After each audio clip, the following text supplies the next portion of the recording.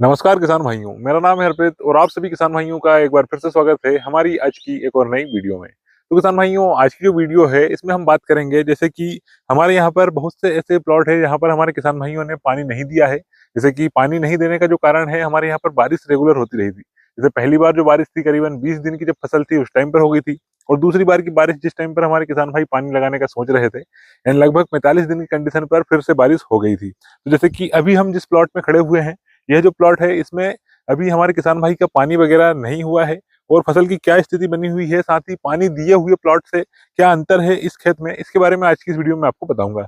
वैसे यहीं पर साइड में एक प्लॉट और है जिस खेत में हमारे किसान भाई ने पानी दे दिया था, उस प्लॉट में क्या अंतर है और इस प्लॉट में क्या अंतर है, साथ ही इसमें फूल की क्या कंडीशन है और फल की क्या कंडीशन है, यानी कि ओवरऑल कंडीशन देखी जाए जमीन से लेकर के पौधे तक की कंडीशन में क्या अंतर है, उसके बारे में आज की इस वीडियो में आपको बताऊंगा।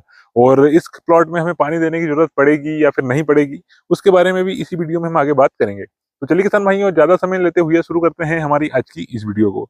तो किसान भाइयों, जैसे कि अब बात कर लेते हैं, यहाँ पर ये जो चना है ये लगा हुआ है डॉलर चना, और डॉलर चना है यहाँ पर लगने होने के कारण यहाँ पर हमारे किसान भाई ने इस प्लॉट में पानी नहीं दिया है। पानी नहीं देने के कारण इस खेत में जो आप देख सकते हैं बिल्कुल फूल वगैरह है जो काफी बढ़िया तरीके से हमें दिखाई दे रहे हैं। एक बार के फूल तो इस खेत में भी हमारे ड्रॉप हुए हैं। जैसे जिस टाइम पर हमारे फसल मर बारिश वगैरह हुई थी उस टाइम पर फूल आए हुए थे, उस टाइम पर इस खेत के फूल जो थे वह भी ड्रॉप हुए हैं। और ड्रॉप होने के बाद में इस खेत की फसल में यानी कि पौधे में क्या कंडीशन बनी हुई है, अब उसको देख लेते हैं। जैसे कि यहाँ पर अब मैं आपको एक पौधा दिखा देता हूँ।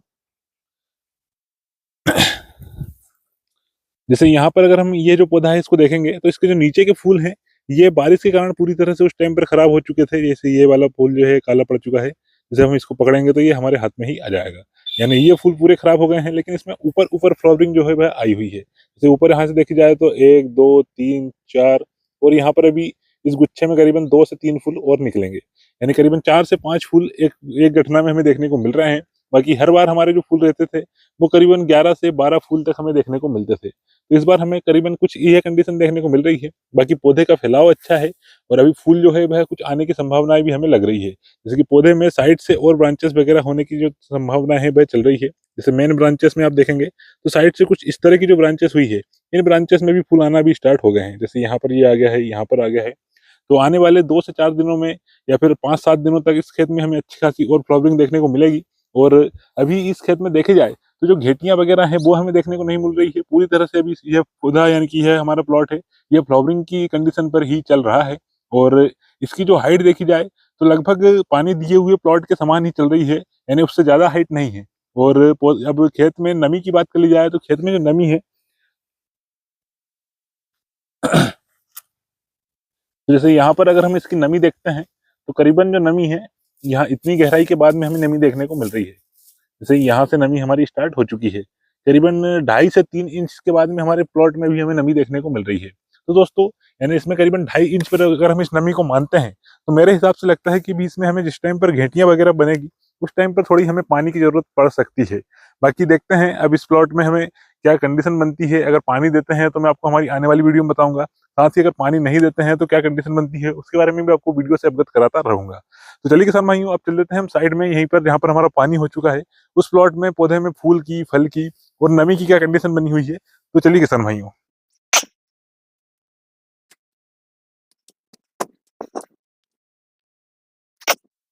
तो दोस्तों, जैसे कि अब हम आ चुके हैं हमारा जो दूसरा प्लॉट है उसके अंदर, यहाँ पर यानी कि यह जो प्लॉट है इसमें हमारे किसान भाई ने रेलवा पानी यानी कि बहाकर जो पानी देते हैं वह पानी दिया था। और इस प्लॉट में भी देखी जाए तो इस प्लॉट में भी फ्लावरिंग की कंडीशन चल रही है।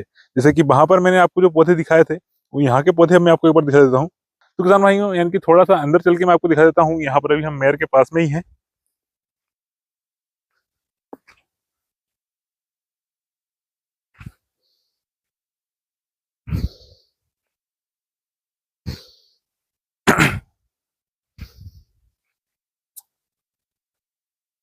तो जैसे कि अब मैं आपको यहाँ पर ये जो पौधा है इसको सिंगल एक पौधा आपको दिखाता हूँ यहाँ से। तो किसान भाइयों, जैसे कि यहाँ पर आप देखिएगा, यहाँ पर ये जो पौधा है इसमें काफी बढ़िया तरीके से यानी कि ब्रांचेस वगैरह भी यहाँ पर निकली हुई है।